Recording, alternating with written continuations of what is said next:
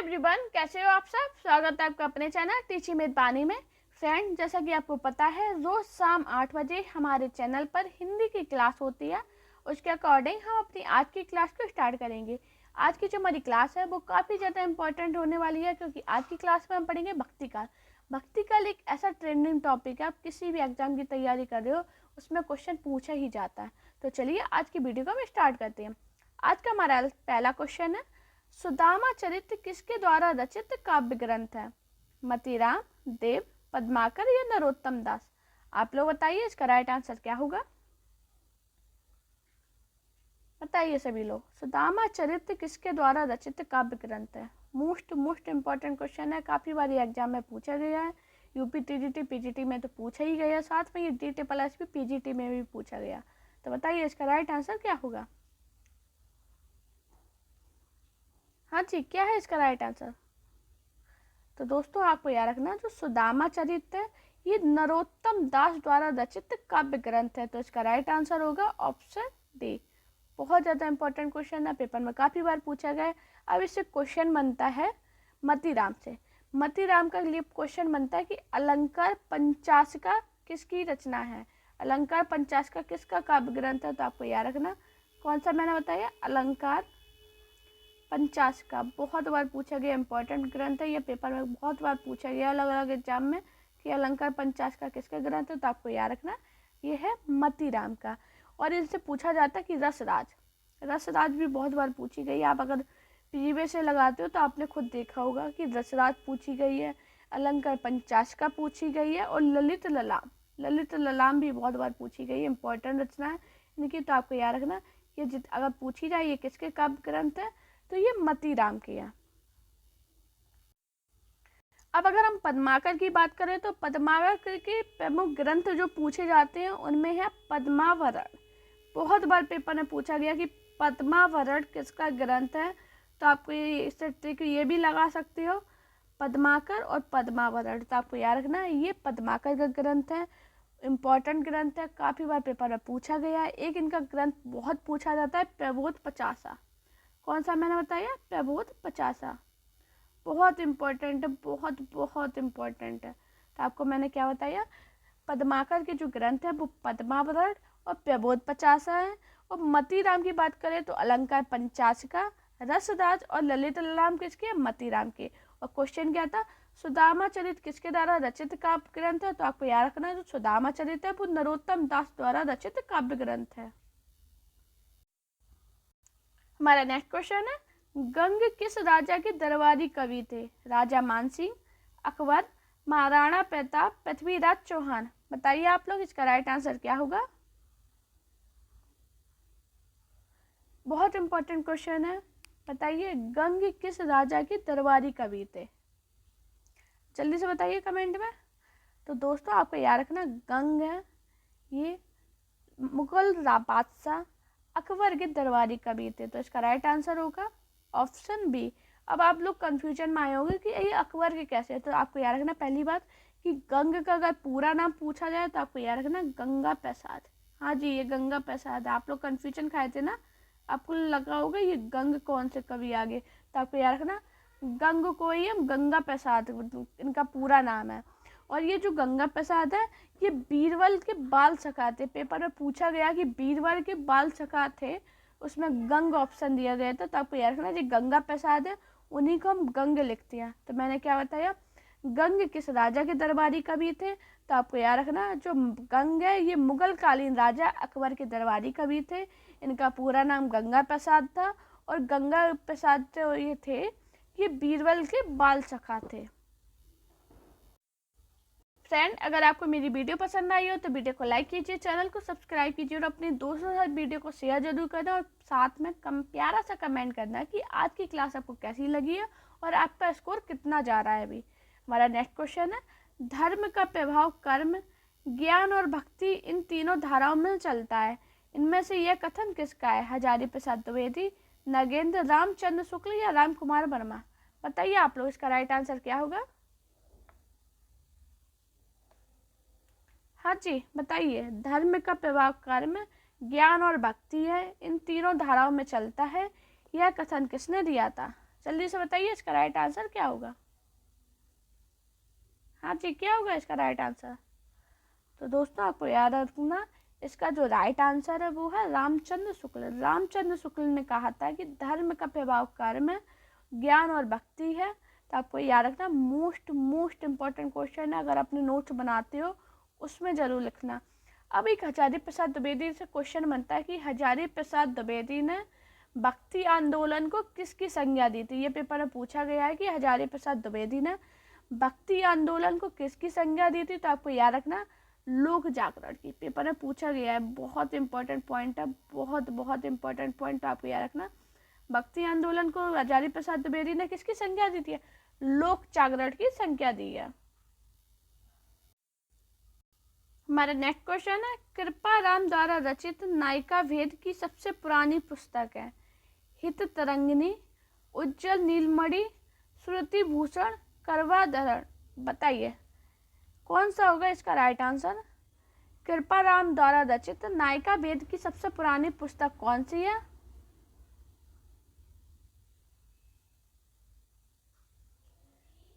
बताइए इसका right answer क्या होगा। हाँ जी, क्या होगा राइट आंसर। तो आपको याद रखना दोस्तों, कृपाराम द्वारा रचित नायिका भेद की जो सबसे पुरानी पुस्तक मानी गई है वो है हित तरंगिनी। तो इसका राइट आंसर होगा ऑप्शन ए। तो मैंने क्या बताया, कृपाराम द्वारा कौन सी है, हित तरंगी। और ये 1541 ईस्वी में, कितनी ईस्वी में, 1541 ईस्वी में रीति निरूपण की सबसे पुरानी पुस्तक मानी गई है। आपको याद रखना, मोस्ट इम्पोर्टेंट पॉइंट है, 1541 ईस्वी में रीति निरूपण की सबसे पुरानी पुस्तक मानी गई है। कौन सी मानी गई, हित तरंगिनी। हमारा नेक्स्ट क्वेश्चन है, रुद्र संप्रदाय की स्थापना किसने की। रुद्र स्वामी, विष्णु स्वामी, श्री स्वामी या निम्बकाचार्य। बताइए इसका राइट आंसर क्या होगा। यूपीटीजीटी में पूछा गया इंपॉर्टेंट क्वेश्चन है, बताइए इसका राइट आंसर क्या होगा। हाँ जी बताइए, कमेंट में ये जरूर बताना कि आप लोगों की तैयारी कैसी चल रही है और आप किस किस एग्जाम की तैयारी कर रहे हो, आपका एग्जाम कब है। रुद्र संप्रदाय की स्थापना किसने की है।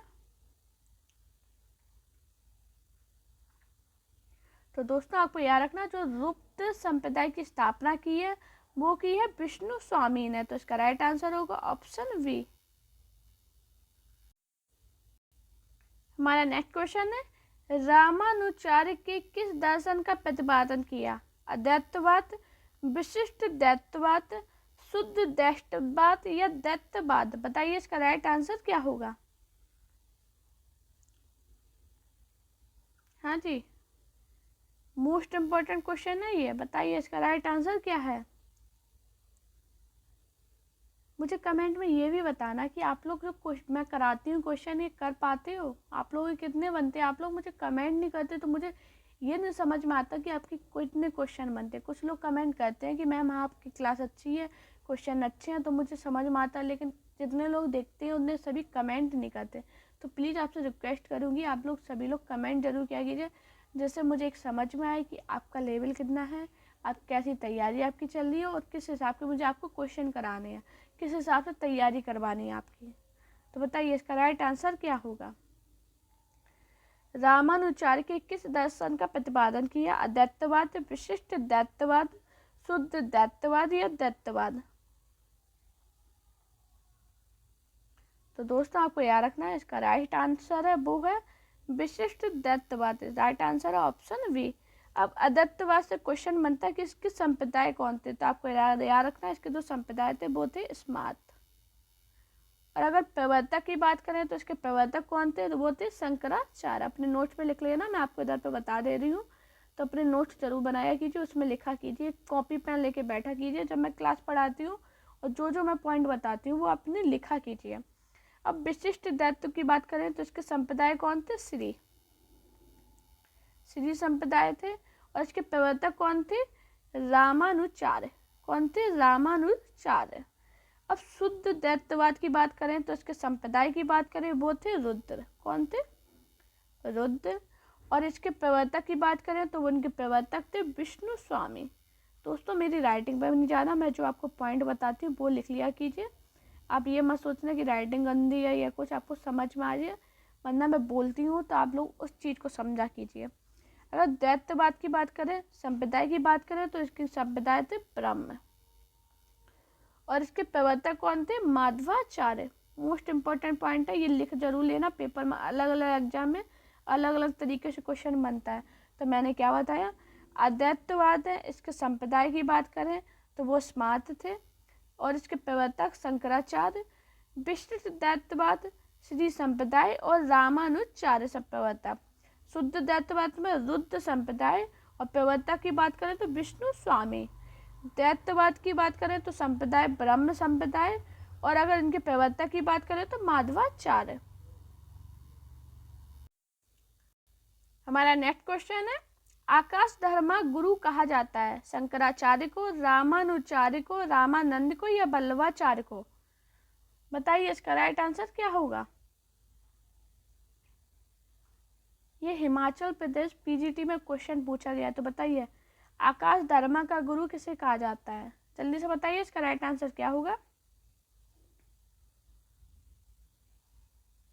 तो दोस्तों आपको याद रखना, अगर आकाश धर्मा का गुरु पूछा जाए तो आपको याद रखना आकाश धर्मा का जो गुरु है वो रामानंद को कहा जाता है। तो इसका राइट आंसर है ऑप्शन सी। अब ये किसने कहा है? तो आपको याद रखना रामानंद को हजारी प्रसाद द्विवेदी ने आकाश धर्मा गुरु कहा है। किसने कहा है? हजारी प्रसाद द्विवेदी ने। लिख लेना, मैं बता दे रही हूँ किसने कहा था, हजारी प्रसाद द्विवेदी ने। मोस्ट इंपॉर्टेंट पॉइंट है, अगर पेपर में ये ऐसा करके पूछा जाए तो आपको याद रखना रामानंद को हजारी प्रसाद द्विवेदी ने आकाश धर्मा का गुरु कहा है। हमारा नेक्स्ट क्वेश्चन है, रहीम किसके दरबार के कवि थे? पृथ्वीराज, रतन सेन, अकबर या भोजराज? बताइए रहीम दास किसके दरबार के कवि थे? बताइए क्या होगा इसका राइट आंसर। तो दोस्तों आपको याद रखना जो रहीम दास थे वो अकबर के दरबार के कवि थे।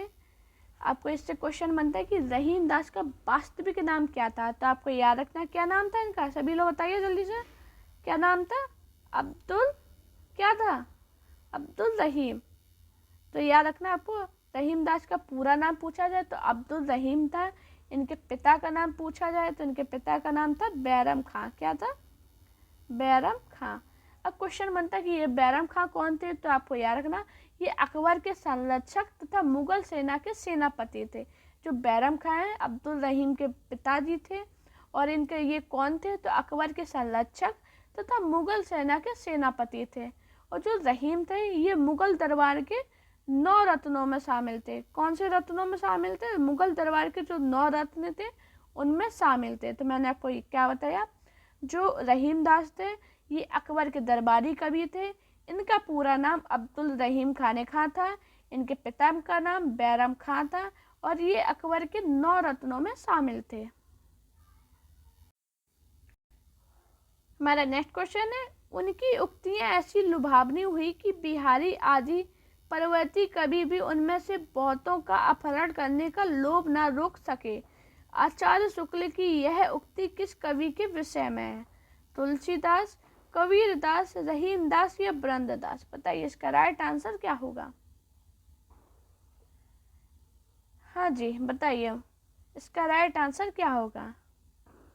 दोस्तों आप सभी से रिक्वेस्ट करूंगी, अगर आपको मेरी वीडियो पसंद आया करें तो प्लीज़ चैनल को सब्सक्राइब किया कीजिए, वीडियो को लाइक किया कीजिए और अपने दोस्तों से वीडियो को शेयर कीजिए। उन्हें बताइए कि इस चैनल पे पढ़ाई जाती हैं अच्छी क्लासें, तो प्लीज़ उन्हें बताया कीजिए, उन तक मेरी वीडियो को पहुँचाइए। अब बस मेरी इतनी हेल्प कीजिए, आप मेरी वीडियो को शेयर कीजिए, चैनल को सब्सक्राइब कीजिए और मैं बाकी की हेल्प मैं करूँगी। आप एग्ज़ाम कर दे रहे हो, TGT PGT या किसी भी स्टेट का दे रहे हो, मैं आपको गारंटी देती हूँ आपका इसके बाद क्वेश्चन नहीं जाएगा। मैं आपको जो पढ़ाती हूँ उसके बाद क्वेश्चन नहीं जाएगा। बस आपको इतनी हेल्प करनी है मेरी कि चैनल को सब्सक्राइब जरूर करना, प्यारा सा कमेंट करना। तो बताइए इसका राइट आंसर क्या होगा। उनकी उक्ति ऐसी लुभावनी हुई कि बिहारी आदि परवर्ती कभी भी उनमें से बहुतों का अपहरण करने का लोभ ना रोक सके। आचार्य शुक्ल की यह पंक्ति किसके विषय में है? तो आपको याद रखना दोस्तों, आचार्य शुक्ल की यह जो उक्ति है ये रहीम दास के विषय में है, तो इसका राइट आंसर होगा ऑप्शन सी। हमारा नेक्स्ट क्वेश्चन है, भक्ति रस मृत सिंधु के रचयिता कौन है? रामानंद, विठल नाथ, रामानुचार्य या रूप गोस्वामी? बताइए इसका राइट आंसर क्या होगा।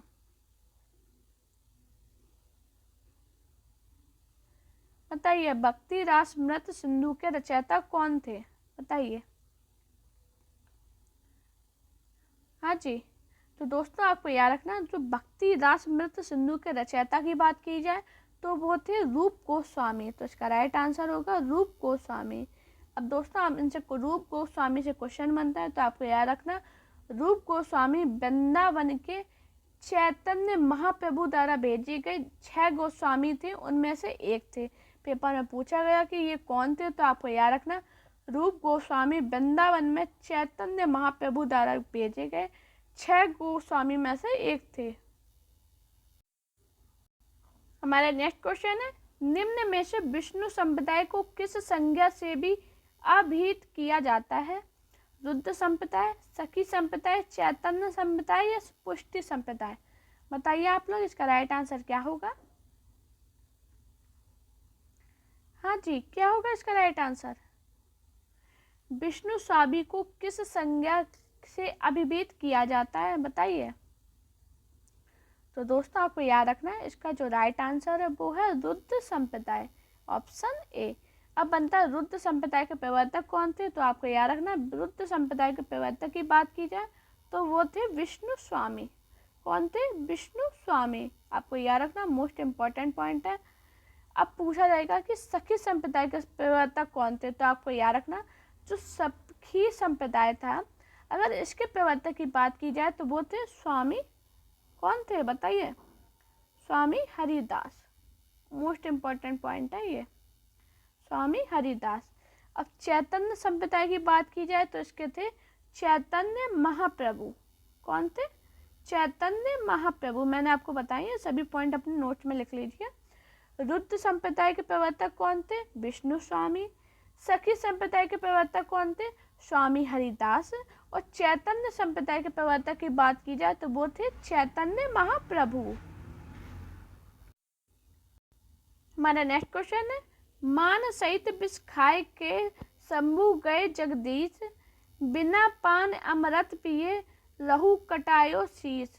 सजन में संकलित ये पंक्ति इनमें से किस कवि की है? रहीम, कृपाराम, कबीर या बिहारी? बताइए इसका राइट आंसर क्या होगा। मान सहित विष खाए के शंभु भय जगदीश, बिना मान अमृत पिए राहु काटियो शीश। सजन में संकलित ये जो पंक्ति है वो किसकी है? इसका राइट आंसर ऑप्शन है रहीम दास। मोस्ट इम्पॉर्टेंट पंक्ति है, पेपर में काफ़ी बार ये पूछी गई है अलग अलग स्टेट में। हमारा नेक्स्ट क्वेश्चन है, तुलसी के बचनों के समान रहीम के बचन भी हिंदी भाषी भूभाग्य के सर्वसाधारण के मुंह पर रहते हैं, यह कथन किसका है? नगेंद्र, रामचंद्र शुक्ल, नंद दुलारे वाजपेयी या बच्चन सिंह? बताइए आप लोग इसका राइट आंसर क्या होगा। तुलसी के बचनों के समान रहीम के बचन भी हिंदी भाषी भूभाग के सर्वसाधारण के मुंह पर रहते हैं, ये जो कथन है ये कथन किसका है? रामचंद्र शुक्ल का। इसका राइट आंसर है ऑप्शन वी। हमारा नेक्स्ट क्वेश्चन है, मद नाटक के रचयिता का नाम क्या है? रसखान, नरोत्तम दास, केशव दास या रहीम दास? बताइए इसका राइट आंसर क्या होगा। ये यूपी टीजीटी में पूछा गया क्वेश्चन है, तो बताइए मद नाटक के रचयिता का नाम क्या है। दोस्तों वैसे मैंने रचनाएं आपको पढ़ाई हैं, तो आप वो क्लास जरूर देखना, बहुत इंपॉर्टेंट क्लास है। उसमें जितने भी इम्पोर्टेंट क्वेश्चन बने हैं रचनाओं से मैंने सभी कराए हैं, तो प्लेलिस्ट बनी हुई है, आप प्लेलिस्ट में जाना, अलग से आपको समझ में आ जाएगी। ये रचनाएं की क्लास है, वो क्लास आप पढ़िए, इम्पोर्टेंट क्लास है। बताइए मद नाटक के रचयिता का नाम क्या है। तो दोस्तों आपको याद रखना जो मद नाटक के रचयिता है वो है रहीम दास। इसका राइट आंसर है ऑप्शन डी। रहीम दास की एक रचना है वो बहुत पूछी जाती है, वर्वे नायिका। वर्वे नायिका, तो आपको याद रखना वर्वे नायिका किसकी रचना है। तो दोस्तों आपको याद रखना ये रहीम दास की रचना मोस्ट इम्पॉर्टेंट है। दोस्तों अगर आपको मेरी वीडियो पसंद आई हो तो वीडियो को लाइक कीजिए, चैनल को सब्सक्राइब कीजिए और अपने दोस्तों के साथ इस वीडियो को शेयर कीजिए। साथ में मेरा टेलीग्राम अकाउंट टीचिंग विद पानी को जरूर ज्वाइन करना, जिस पर आपको मेरी PDF मिल जाती है। मेरे चैनल से रिलेटेड कोई भी न्यूज़ होगी वो आपको उस टेलीग्राम पे मिल जाएगी। अपना प्यार और सपोर्ट चैनल पर बनाइए और प्लीज़ चैनल को सब्सक्राइब कीजिए। Thank you guys watching this video.